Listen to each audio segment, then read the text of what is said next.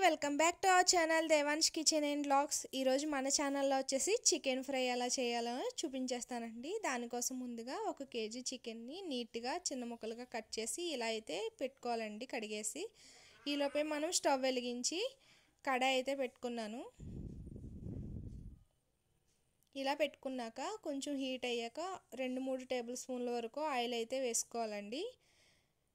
దీంట్లోనే కొంచెం జీలకర్ర, అలాగే ఒక 5-6 రెబ్బలు వెల్లుల్లి రెబ్బలు వేసుకుని ఒక చిన్న సైజు ఉల్లిపాయని చిన్న ముక్కలుగా కట్ చేసి ఇలా వేసుకుని ఫ్రై అయితే చేసుకోవాలి.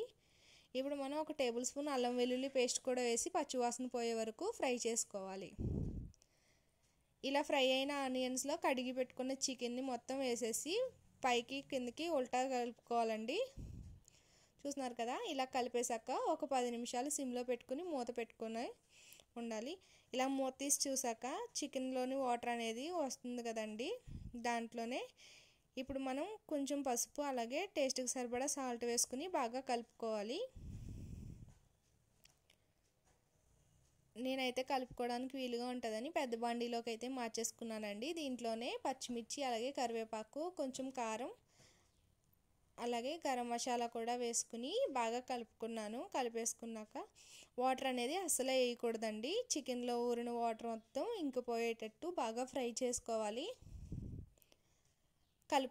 ఇలా కలపడం వల్ల అడుగైతే అంటకుండా ఫ్రై అనేది బాగా పర్ఫెక్ట్గా వచ్చేస్తుందండి. చూస్తున్నారు కదా, ఫ్రై అయితే రెడీ అయిపోయింది, నీరు మొత్తం ఇంకిపోయిందండి. ఇప్పుడు తీసుకుని సర్వింగ్ ప్లేట్లో వేసుకుని సర్వ్ చేసేసుకోవడమే. వీడియో కనుక నచ్చితే లైక్ చేయండి, షేర్ చేయండి, సబ్స్క్రైబ్ చేసుకోండి. Thank you for watching.